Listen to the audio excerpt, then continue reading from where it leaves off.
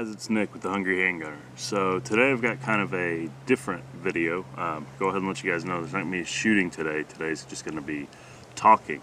What I want to talk about is home defense and what type of gun is probably the best fit for you for your home defense needs. So, we'll just go right there with the most common. Everybody talks about shotguns. 12 gauge shotgun would be the go-to for home defense. This is a Maverick 88 by Mossberg. It is clear, bolts locked up into the rear. I've got some shells back here, but 12 gauge shotgun, especially pump action, they've been around a long time. Pretty reliable, easy to find ammo for, and certainly powerful. So we've got that is one commonly held belief, and probably the most common. Then you've got something like this, which AR-15. It's clear. This has very quickly become a very popular option for home defense. You got 30 rounds, semi-automatic, very modular. You can put grips, lights, sights, lasers, bayonets, whatever you want. Very, very customizable for the end user. And then the last category is something that has started growing in popularity here lately, would be a handgun. So CZ P09, Urban Gray. So shotguns, they're relatively inexpensive. This Maverick 88 you can pick up for less than $200. And sure, it's not a KSG or a 590 tactical or anything like that, but it'll get the job done. I've had no issues, and I've kind of beat the hell out of it. So, good gun, especially if it were going to be tucked in a closet somewhere. And something like this would absolutely work. But, contrary to what you see in the movies, it's not very easy to use one of these one-handed. So, you're going to need two hands on the gun, and each shot, for those of you that may not know, we'll assume you already had it loaded. So you got one in the chamber, you shoot, and you shoot.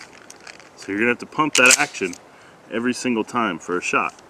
Now, it can be argued that with the 12 gauge, you only need one shot, and maybe not. Nobody knows the particulars of their self-defense situation until it's over. So, pretty standard. You go to a modern sporting rifle, AR-15, AK-47, something like that, you're a little bit better off in terms of fire rate, because now you're semi-auto, so you don't have to pump the action each time. But and while you could use this gun one-handed for a short amount of time, you really do need to get another hand on it for optimal efficiency and effectiveness. So, handguns, and we'll just say just a standard handgun, for argument's sake 15 rounds, although this one holds 21 in the mag. You can absolutely use this one-handed. You are better served by getting two hands on the gun, but it is easier to use this handgun to open doors, maybe guide children around the home if you need to move them. So this is a little bit easier to move around with, despite lacking the power that the other two options have. So I don't think any of them are really bad choices. It just depends on you and your needs.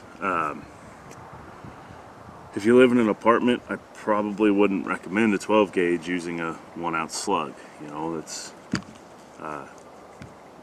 any of these rounds will definitely go through a wall, but the slug is 1 ounce, so it's going to go a little bit further.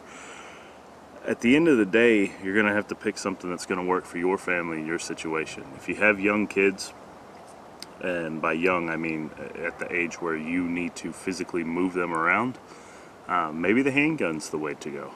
If you are worried about engaging from a longer distance, maybe outside the house itself, again, check your own laws. I'm not going to get into that debate about what's legal, but then maybe the rifle is a better choice if you think you're going to have to do some intermediate distance stuff outside. Now, with the rifle and the shotgun, both of them are much easier to aim precisely than the handgun, by virtue of having more points of contact with your body. So if you do opt for a handgun, you do need to put the time in to make sure that you're proficient with it and that you can get your rounds on target, because even something like this wimpy 9mm will very easily go through an interior residential wall. And the last thing you want to do when you're trying to protect your family is unintentionally injure one of them. So,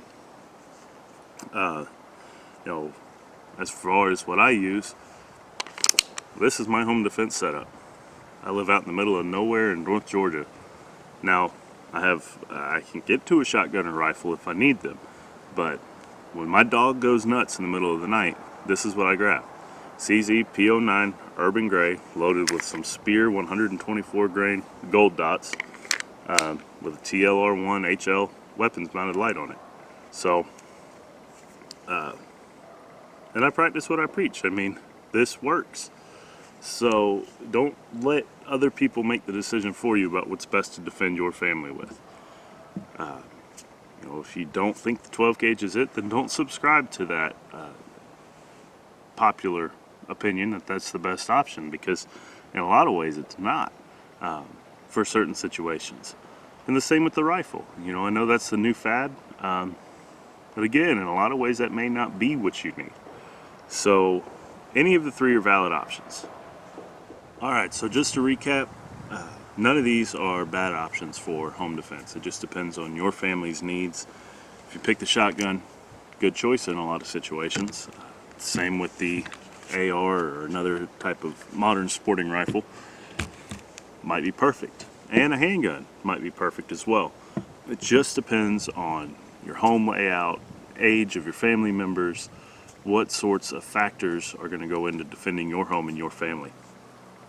The most important thing is, regardless of what you choose, make sure you get out there and get some practice in, get some training, learn how to effectively use any of these implements to defend your family. And if you have a spouse or adult children that you have brought on board with that home defense plan, make sure they get the training and range time to be proficient with them as well. And it's really, and I'm not trying to scare anybody with this home defense situation. You are way more likely to deal with a residential fire than you are somebody kicking in your door at 3 a.m.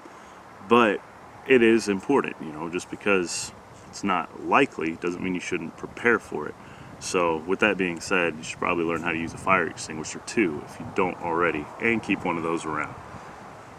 Couple announcements, so to speak. A lot of the guns and stuff that I bring out here were purchased from the Gun Pro Shop in Ellijay, Georgia. If you guys are up here in the North Georgia mountain area, check them out. They are a really, really great store. The owner, Jim, is just a fantastic guy. My family has known him for several years, and he's got a plethora of knowledge on firearms, reloading, ammunition, hunting. Just an awesome guy. They're not sponsoring this video. I don't get any kind of kickback if you guys go check him out. Honestly, that's where I do my shopping. He's a great guy. I cannot recommend him and his store enough. Also, we do have a Patreon, so if you become a patron, you get a 20% discount code for our online store for apparel and stickers. You also will be entered into a monthly giveaway that we're going to be starting soon for t-shirts and stickers. And I post a lot of behind the scenes and just kind of channel goals, updates, that sort of thing for my patrons. So I'll post the link for the Patreon in the description. Any membership tier is very, very appreciated, and will get you access to the stuff I mentioned before. Guys, I'm going to post a link to the Gun Owners of America. I do not have a discount code for you. My channel is still super, super small, but I would highly recommend joining the GOA. They do protect our rights, and they don't sell out like another certain pro-gun organization that I won't mention their name, and I'm sure I'll catch some flack in the comments, but facts are facts. Do with them what you want. All right. Well, I know this has been a less exciting video where you just listen to me talk for the duration, but we're going to do a live fire video in the future at a more suitable range. I just don't have the distance here to accurately demonstrate the pros and cons of like the rifle and the shotgun. I really would like to have a little bit more distance to demonstrate those two on camera. But I will do a live fire demonstration of the capabilities as a more detailed comparison of the different weapon types for home defense in the near future. So as always, guys, thank you for watching. Really do appreciate your support. Take care, stay safe, and keep shooting.